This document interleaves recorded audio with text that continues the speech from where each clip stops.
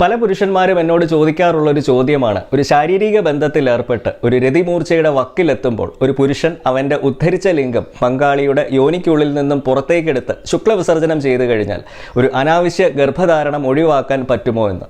ഇംഗ്ലീഷിൽ ഇതിന് പറയുന്ന പേരാണ് പുൾ ഔട്ട് മെത്തേഡ്. ഇതുകൂടാതെയും ഇതിനെ കോയിറ്റസ് ഇൻട്രപ്റ്റസ് എന്നും വിത്ഡ്രോവൽ മെത്തേഡ് എന്നുമൊക്കെ വിശേഷിപ്പിക്കാറുണ്ട്. ഈ ഒരു ചോദ്യത്തിനുള്ള ഉത്തരമാണ് ഇന്നത്തെ എൻ്റെ വീഡിയോ.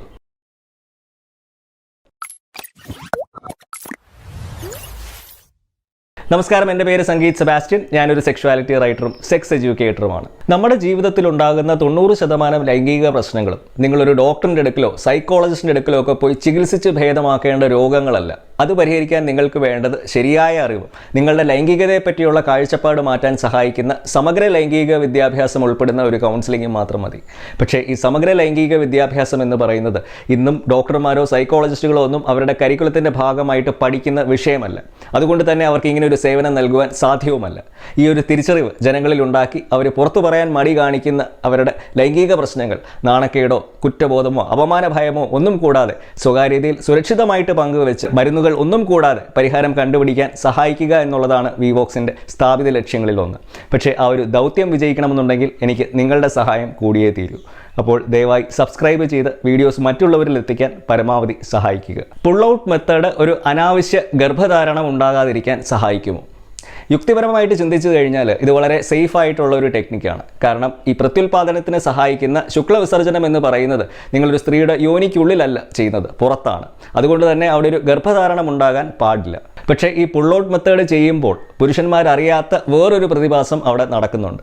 നിങ്ങൾ വണ്ടിക്കൊക്കെ പെട്രോൾ അടിച്ചതിന് ശേഷം ആ പെട്രോൾ ടാങ്കിൻ്റെ ഉള്ളിൽ നിന്നും ആ പെട്രോൾ പമ്പിൻ്റെ നോസിൽ പുറത്തോട്ടെടുക്കുമ്പോൾ 1-2 പെട്രോൾ തുള്ളികൾ താഴെ വീഴുന്നത് ശ്രദ്ധിച്ചിട്ടുണ്ടോ? എന്ന് പറയുന്നത് പോലെ ഒരു പ്രതിഭാസം ഒരു പുരുഷൻ്റെ ഉദ്ധരിച്ച ലിംഗം ഒരു സ്ത്രീയുടെ യോനിക്കുള്ളിൽ നിന്ന് പുറത്തേക്കെടുക്കുമ്പോഴും സംഭവിക്കുന്നുണ്ട്. ഇവിടെ ഈ പെട്രോൾ തുള്ളികൾക്ക് സമാനമായിട്ട് ഒരു പുരുഷൻ്റെ ഉദ്ധരിച്ച ലിംഗത്തിൽ നിന്നും താഴോട്ട് വീഴുന്ന തുള്ളികൾക്ക് ഇംഗ്ലീഷിൽ പറയുന്ന പേരാണ് പ്രീകം അല്ലെങ്കിൽ പ്രീ ഇജാക്കുലേറ്റ്. ഇത് ഒരു പുരുഷൻ്റെ ഉദ്ധരിച്ച ലിംഗം ആ ശുക്ലവിസർജനത്തിന് മുമ്പ് പുറപ്പെടുവിക്കുന്ന ഒരു ദ്രാവകമാണ്. അപ്പം ഈ ഒരു ദ്രാവകത്തിലൂടെയും ഒരു ഗർഭധാരണം നടക്കാനുള്ള സാധ്യതയുണ്ട്. സത്യത്തിൽ ഈ പ്രീകം എന്ന് പറയുന്ന ദ്രാവകത്തിൽ ഗർഭധാരണത്തിന് സഹായിക്കുന്ന ബീജങ്ങൾ ഒന്നും തന്നെയില്ല. അപ്പോൾ പിന്നെ എങ്ങനെയാണ് ഒരു ഗർഭധാരണം നടക്കുന്നത്?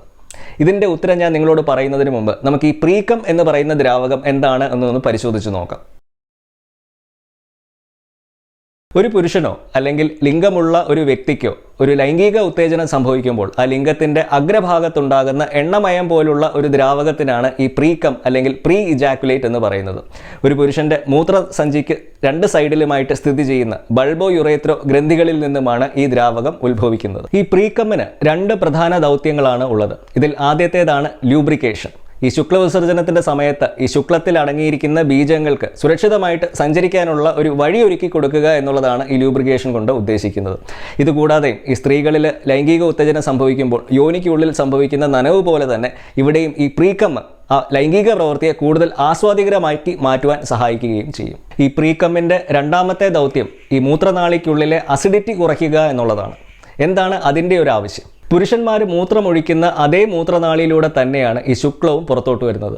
ഈ മൂത്രം എന്ന് പറയുന്നത് വളരെ അസിഡിക് ആയിട്ടുള്ള ഒരു ദ്രാവകമാണ്. അപ്പോൾ അത് ആ മൂത്രനാളിയെ അസിഡിക് ആയിട്ട് മാറ്റും. പക്ഷേ ഈ അസിഡിക് ആയിട്ടുള്ള അന്തരീക്ഷത്തിലൂടെ ബീജങ്ങൾക്ക് സുരക്ഷിതമായിട്ട് പുറത്തോട്ട് വരാൻ സാധിക്കത്തില്ല.